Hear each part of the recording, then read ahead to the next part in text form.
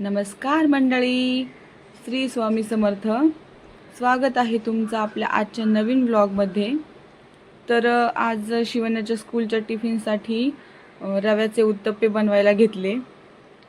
तर सर्वात आधी ना मी भाज्या कट करून ठेवल्या आणि मग त्यानंतर रवा घेतला. 1 वाटी रवा घेतला. 1 वाटी रव्यासाठी अर्धी वाटी दही वापरलं आणि त्यात ते चांगलं मिक्स केलं. त्यात थोडंसं पाणी टाकलं आणि ते 15 ते 20 मिनिटांसाठी भिजत ठेवलं.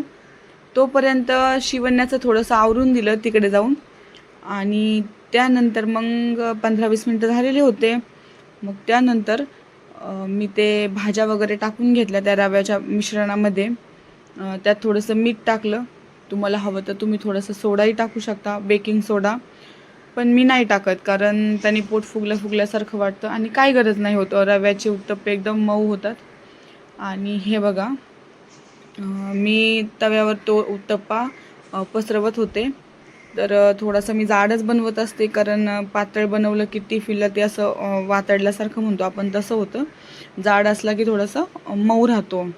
तर बघा किती छान उत्तप्पा तयार झाला आहे आणि शिवण्याला खूप आवडतो, स्वस्तिकलाही खूप आवडतो.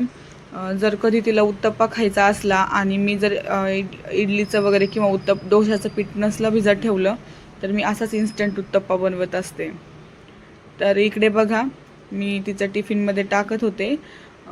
उत्तप्पा जसा रेडी झाला तसा टिफिन थोडासा थंड केला आणि टिफिनमध्ये टाकून दिला. आणि आज तर काय फौजी लवकर गेलेले ड्युटीवर, त्यामुळे माझीच ड्युटी होती आज तिला सोडवायची. तर आम्ही चाललो होतो स्कूलमध्ये. बघा किती पटपट चालते ती. सकाळी उशीर होतो त्यामुळे खूप फास्ट जावं लागतं. आणि त्यानंतर मी आले घरी आणि लगेच बघा किती जोराचा पाऊस चालू झाला. आणि बरं झालं मी घरी आले आणि मग पाऊस चालू झाला. अचानक पाऊस आला. इकडे असंच होतं, विजा काय कडकडत नाही, अचानकच पाऊस येतो. तर बघा आता जवळजवळ 5 ते 10 मिनिटांचा पाऊस असेल तरी हे पार्क पूर्ण जसं पार्कमध्ये तळं झाले आणि हे इतकं ओलं होतं. आणि 2-3 तासात परत ना पाऊस जर नाही झाला तर एकदम सुकूनही जातं, मुलांना खेळण्यासारखं होऊनही जातं. काय जादू आहे काय माहिती या जागेची. आणि मग तोपर्यंत आमचे स्वस्तिक राजे पण उठले आणि मग त्याच्यासाठी मी उत्तप्पा बनवला. तर त्याचं चालू होतं, आई तू मला खाऊ घाल म्हणून. त्यामुळे तो म्हणत होता की तू माझ्याजवळ बस खाऊ घालायला. बघा उत्तप्पा कसा बनलाय माझा. आणि त्याला खाऊ घातल्यानंतर वगैरे मी पटापट घरची कामं आवरत होते. झाडून घेतलं. मग माझं चालू होतं इकडे फरची पुसायचं काम. सकाळी एवढी धांदल उडते ना बाबा कामाची, काय सांगू. पटापटा झाडून घ्यायचं, फरची पुसायची, सगळी घरातली कामं आवरायची. मुलीला स्कूलमधून येऊपर्यंत सगळं काही झालं पण पाहिजे. एकीकडे या छोटूबाला पण बघायचं. आता हे तेल बघा, तर ह्या तेलाबद्दल मला असं सांगायचं आहे की हे तेल बघा मी चपातीसाठी काढून ठेवले. तर एकदा वापरलं तेल असतं ते पुन्हा तळण्यासाठी वापरायचं नसतं. ते चपाती किंवा भाजीला वापरून टाकायचं. जर तेलामध्ये काही खराब असेल, समजा आपण काही तळले आणि त्याच्यातले कण जर तेलात असेल तर ते गाळूनच पुन्हा यूज करायचं.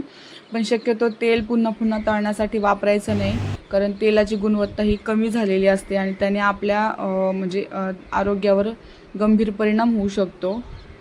तर इकडे बघा, माझा आज सोमवार आणि मला आहे उपवास. तर उपवासाला मी काही खिचडी वगैरे खात नाही आणि फ्रूट्स वगैरेच खात असते. तर भूक लागली होती, तर मग माझं चालू होतं ॲपल शेक बनवायचं काम. तर ॲपल कट करून घेतला आणि त्याच्यामध्ये दूध टाकलं. कधी वाटलं तर मी ड्रायफ्रूटही टाकते, कधी नाही टाकत. तर बरं असतं हे असं, नुसतं ॲपल खाण्यापेक्षा नुसतं दूधही नाही पिल्या जात. तर मग बरं असतं ॲपल शेक करून पिलं, म्हणजे थोडं पोटही भरल्यासारखं वाटतं. आणि दुपारच्या जेवणात मी आज बनवल्या मस्त वालाच्या शेंगा. मला तर आहे उपवास, पण फौजींसाठी होईल आणि मुलांनाही होईल दुपारच्या जेवणात. वालाच्या शेंगा आणि चपाती बनवलेली. तर इकडे बघा, आमच्या स्वस्तिकला खायचे होते ऑरेंज. तर काय नाही खात. मग हे काय खात आहे? कोण खाणार आहे आता? नाही, मँड्रीन आहे ती.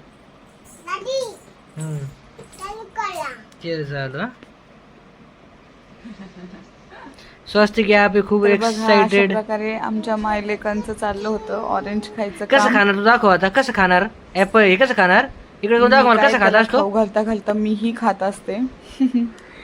दोघांचंही काम होऊन जातं. तर चला मंडळी, अशा प्रकारे आपला आजचा व्लॉग शूट झाला. आणि माझे असेच नवीन व्लॉग बघण्यासाठी माझ्या चॅनलला सबस्क्राईब करा. आणि फेसबुकवरून जर बघत असाल तर फॉलो करायला विसरू नका.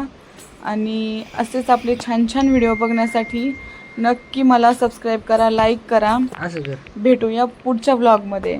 Bye bye, take care.